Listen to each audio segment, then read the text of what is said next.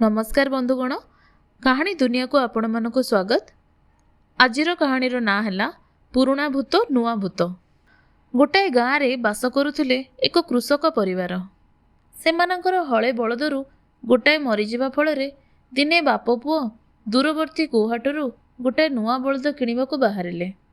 सेमाने गला बेले कृषकर स्त्री 3 खंड रोटी गोटे पुटुल बांधिदेला। हाटरे पहुँची अनेक देखी शुणी दुहें गोटे बलद किणिले। संध्या पूर्वरु बलद सह सेमाने घर मुहां फेरिले। अधा बाटरे सेमानंकु भोक लागिला। गोटाए कूओ भितरकु ओह्लैई सेमाने मुहां हाथ धोइले। पुओ पुटुली खोली कहिला, बापा तमे 2टा खाइबो, मु खाइबी गोटाए। से कूओरे बहु दिनरु 3टी भूत रहुथिले। बाप पुओंकु देखि सेदिन सेमाने छानिया होई जाइथिले। ए दुहें काले गुणिया होइथिबे, एहा ही थिला तांको भय। जेमिति खाइबा कथा शुणिचंती तिनिहे कृषक आगुकू आसी कहिले, बाबू आमको खाओ नहीं, आमे बरं तुम घरकू जाई तुम फरमाइश रे खटुथिबु। कृषक तत्क्षणात घटनाटी अंदाज करी नहीं कहिला, भूत गेलिबा आमर अभ्यास। एठारे तुमे तिनिहे अछ बोली जानिकी आसीथिलु। हौ हेला, जदि तुमे आमर खाद्य हबाकू न चाह तेबे चाल आम घरकू खटिब। सेई दिनरु ता घर तथा खेतबाड़ीर सबु काम सेमाने ही करती। घंटाकर काम गोटे मिनिट्रे करि होई दियंती। खेतरु कपा तोलिबा तांकर मुख्य काम थाए। से भूत मानकर केतेजण बंधु भूत मध्य थिले। प्रति अमावास्यारे सेमाने से कूओ को आसी गपसप होउथुले। एणिकी 3 भूतंको न पाई सेमाने अनुसंधान करी सेमानक हाल बुझिले।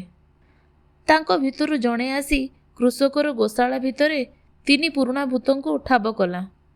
सेमाने बहुत समय पर्यंत सुख दुख हेले। नुआ भूत कहिला, तुमे माने कृषक को एते डरिबा दरकार नहीं। से कौन सतरे तुम मानकू गिली पारिबो कि?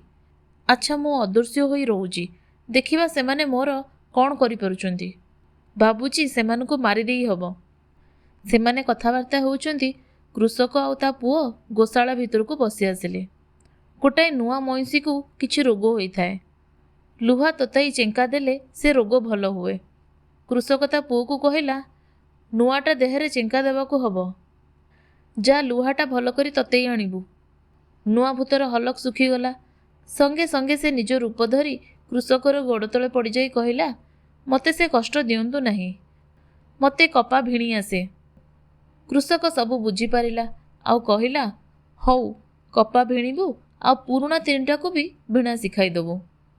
पुरुणा भूत माने नुआ भूत को कहिले, हईरे फुलाणिया तू पर आमको मुकुळेबाकू आसुथिलु, एबे तू निजे कपा भिणीबू आ आमको भी भिणेईकी मारिबू। आपण माने सुनुथिले जह्नमामूर एक गप, पुरुणा भूत नुआ भूत।